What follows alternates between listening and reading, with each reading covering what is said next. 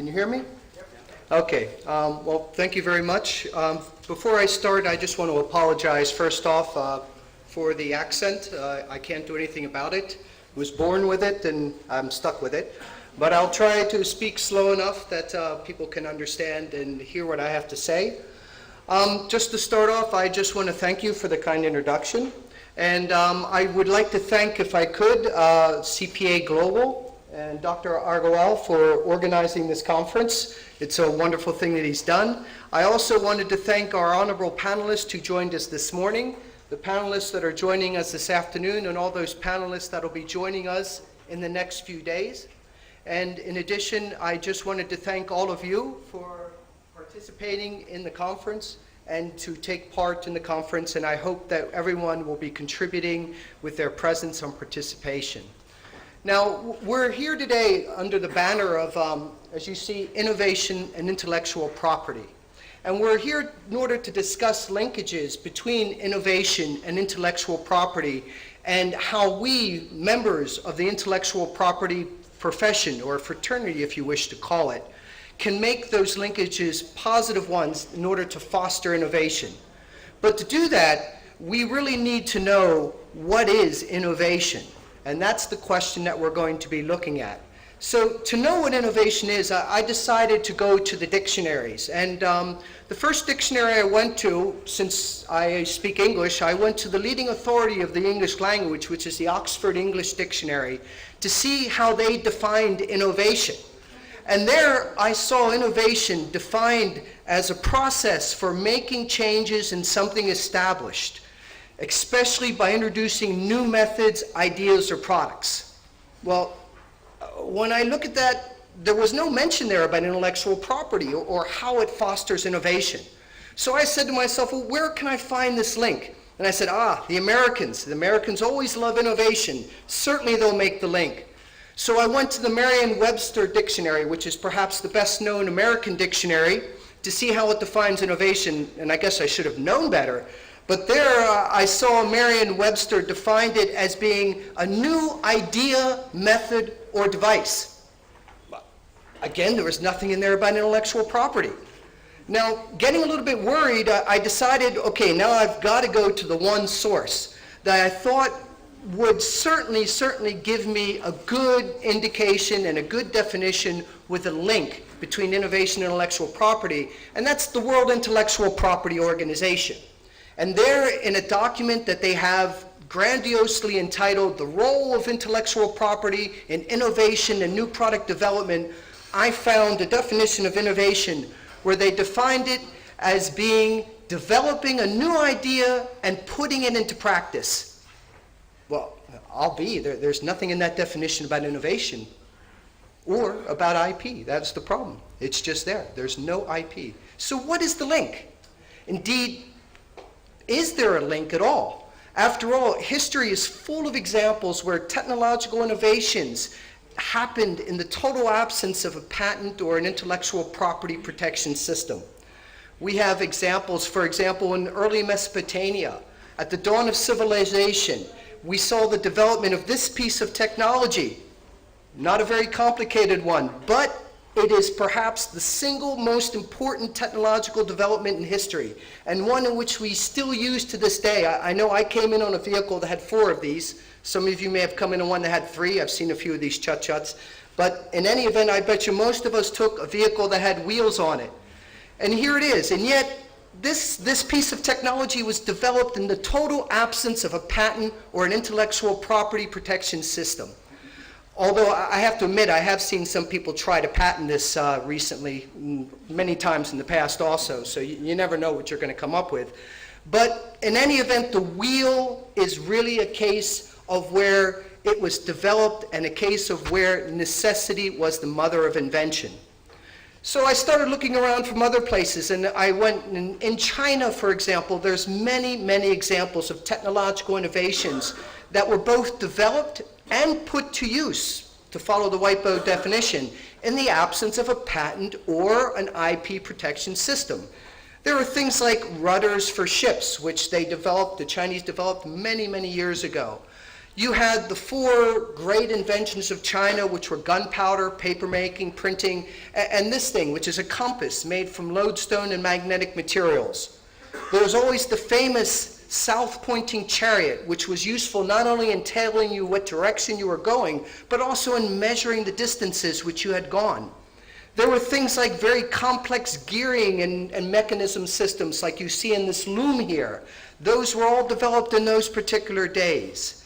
And in addition, there was this lovely object here, which is called the Didong Yi. Now, the Didong Yi is something very interesting because it's the earliest seismograph ever invented. And it was invented by this individual, Mr. Zhang Heng, in the year 132 AD, which is a good 1,700 years before modern seismographs were ever developed. And what you had in this thing is inside of the reservoir, there's a series of pendulums and copper balls. And when the ground would shake, the pendulums would move, touch the balls would come out of the dragon's mouth and land in the toad that you saw down there. Now, what this did was when balls fell out, you knew the ground was shaking. So you knew that something had happened, an earthquake had happened. And depending upon which ball fell out, you could tell what direction that the earthquake came from. Now, all those wonderful innovations, and yet ancient China had no patent or IP protection system to foster it. From the Americas, we see a remarkable example of a technological innovation in the agricultural sector from a pre-Incan civilization known as the Chachagoya people, or the people of the clouds. Now, the Chachagoya people were an agrarian society, an agrarian people who lived in the high Andes, so high up that because of the altitude, the crops they would grow would often be destroyed due to frost and cold.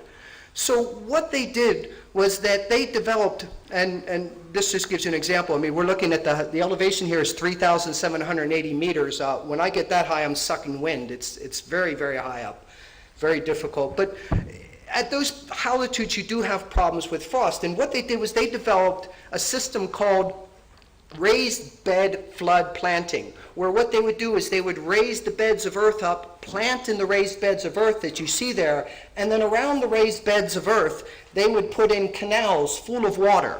And what would happen is during the day, that would absorb sunlight and heat and energy, so that at nighttime, when the cold would come down, the heat would rise out of the beds, form dew, which would then cover the plants and protect them from frost and from freezing. A wonderful, wonderful innovation. And yet the Chachagoya people, well, they also had no patent or IP protection system to encourage this kind of innovation. We also have from Africa many, many examples, numerous examples of stone tools that were developed without an IP system. As you can see, they're very interesting. And we also had this process, which is a well-known process for casting metals for ornamental and practical purposes, called the lost wax process. And this is a process that's still one of the primary processes used to this day in metal casting and jewelry making. And yet Africa, at that time, had no patent or IP protection system. Some people don't think it does even today, but that might be debatable. And we also finally have this from India. We have the Ghanti Janka, and I hope I pronounced that right. Somebody can tell me if I haven't. But this is a really remarkable timepiece that, unlike sundials or other timepieces of the day that were reliant on the movements of the sun, this was able to operate regardless of the time of day or the weather. Now, while the world often thinks of the Swiss as being the great innovators of timepieces, this device is still to this day one of the most accurate clocks ever made. And yet ancient India also had no patent or IP protection system.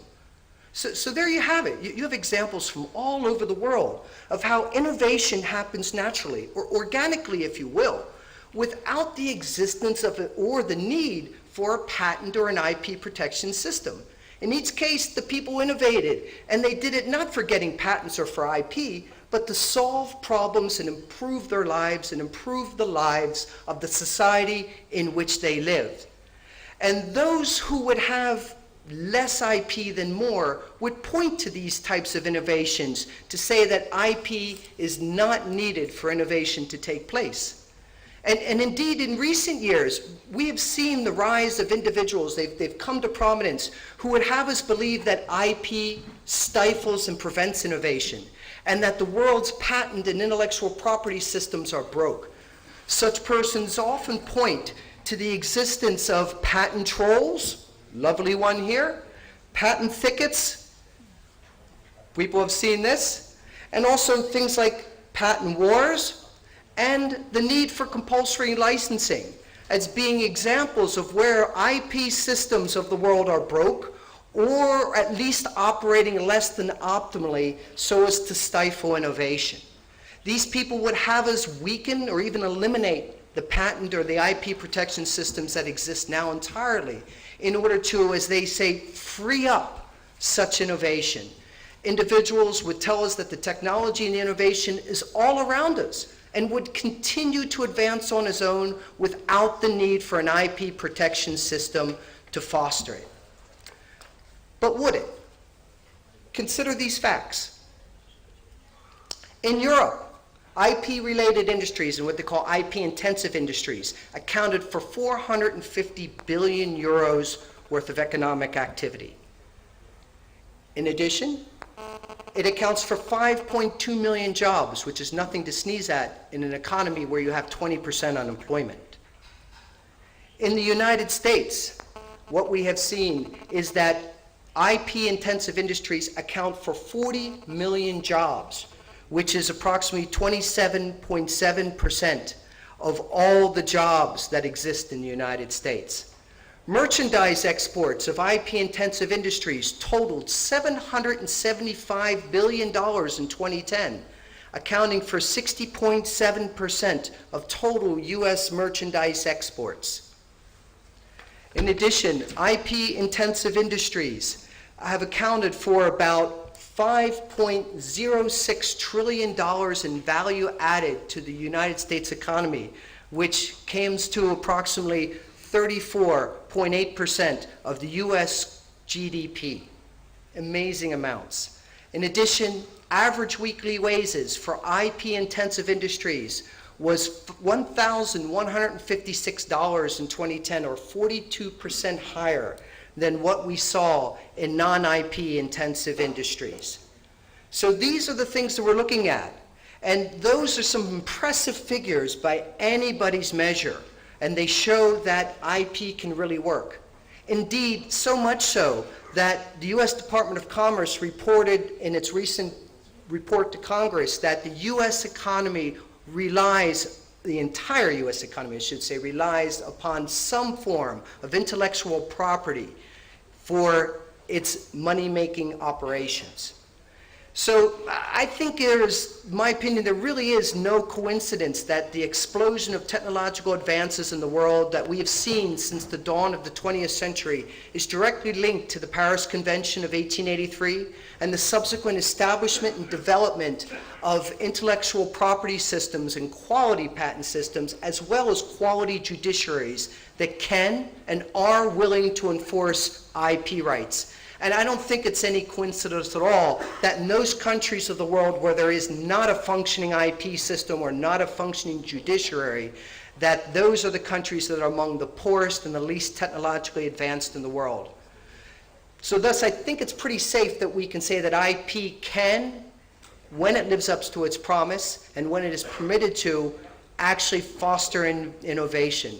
And when an IP system is functioning and operating in the way it is, it can be an incredible driver for innovation and economic development. But innovation doesn't exist in a vacuum at all. There are many, many factors and actors that contribute not only to the creation of innovative ideas, but to their application also. Because it's no good having the idea if you don't know how to apply it. And as technology and research has become more complex and expensive, so the innovative process itself has become more expensive and complex, requiring people and resources and strategic directions to be successful that were never needed in the past. So, what do we want to do? We've seen this. The rewards can be impressive. Indeed, if you look at Korea, an outstanding example, Korea stands out in the modern day world as one example of where strategic government action and investment in the factors that create and develop ideas, as well as in their intellectual property system, facilitating those, placing those ideas in practice, permitted that country to develop from what was essentially an agrarian economy, which had economic levels where the average income was less than that of Ghana just about 15, 20 years ago, to becoming one of the most advanced countries of the world with one of the highest standards of living of the world. So how do we use IP to promote innovation, and how do we use IP to assist in the creation and the application of innovative ideas and technology? Traditionally, the IP profession, and that is us, we've had a tendency to do this by concentrating on improving the intellectual asset management process. We've looked at tools for assisting us in that process, things like technology matrices and patent mappings and things like that. That is what we've done. But the problem is those tools have mainly focused on the traditional methods of extracting value from intellectual property via exclusivity from patents, licensing, and litigation. But as we now see, this just isn't enough in this day and age. Concentrating on IP and IP only means that what we're doing is we're losing synergisms that are possible when we take a more holistic approach and address and strengthen the entire innovative process. And I would assert that if we are to further promote and facilitate innovation, then we in the IP profession and governments must do a better job of addressing the entire innovation ecosystem, including those factors and actors that contribute to the creation and the application of innovation in the real world to generate monies and funds which then can be used to further advance research and development as innovation. We as a profession need to do a better job in things that, like, for example, preparing our human resources to innovate by providing funding and education to give people the skill sets that they need to innovate and to provide the technology that society needs. You see organizations like the Licensing Executive Society International doing that, many universities, and we have some university representatives on the panel today who are also doing that. Extremely important, the education and the development of the human resources. We also need to assist in the development of networks of research systems that can work with one another to provide a cross-fertilization of ideas that advances innovation, such as what we see with open innovation networks, which are just those types of things. We also need to develop better systems to provide financial support to innovators that are needed so that they have the money that they need to realize their innovations, and including things like connecting investors to innovative projects, identifying so-called angel investors, and facilitating crowdfunding. All of these things can bring money into the system which can help facilitate innovation. We also need to develop ways to support startups and other SMEs who, because they specialize in specific areas, are able to better know and to innovate in this field. This includes going to the governments, to cutting initiatives, to cutting red tape, to taking these types of initiatives where you cut red tape, you cut bureaucracy, and also reducement of IP cost, so that the companies can operate more efficiently and to bring themselves and bring their products and services to market quicker. And finally, we have on the creation side that we need to develop mechanisms and platforms where linkages can be formed between the innovators, the funders, the educators, and corporations to bring them together so that they can create synergisms which are able to better assist the innovation ecosystem to operate more efficiently and effectively. On the application and the value extraction end, which is the right-hand side, the profession needs to do a better job not only in the traditional areas of value extraction such as litigation, licensing, and exclusivity, but also in learning how to extract value from IP by using it to set corporate strategy through, for example, patent mapping exercises, and to generate revenue streams through, for example, providing appropriate and financial frameworks for patent securitization. I would assert, and I would put it out to the panel today, That is only by addressing all of these factors of the innovation ecosystem and addressing them in a strategic and coordinated manner that the IP systems of the world can best assist in fostering innovation. So it is going to be that in the next 7 days, or so, and for the panel also today, you're going to hear many people addressing these issues and talking about the different aspects of the innovation ecosystem and how to improve them. Others will speak of how to address the problems that the system faces, and still others will speak of problems and challenges which are yet to come. I would just encourage everyone here to pay close attention to these discussions, to learn from them, to challenge the views that are presented here, and to above all participate and contribute in the debate in order to add your ideas into the common pot to help provide a measure of open innovation to our discussions, with the goal of solving the challenges that are faced by intellectual property systems globally, so that they may help to continue to foster innovation and growth for the benefit not only of ourselves and our organizations, such as our companies, but also for the benefit of our communities and our countries, and for the benefit of mankind as a whole. Thank you.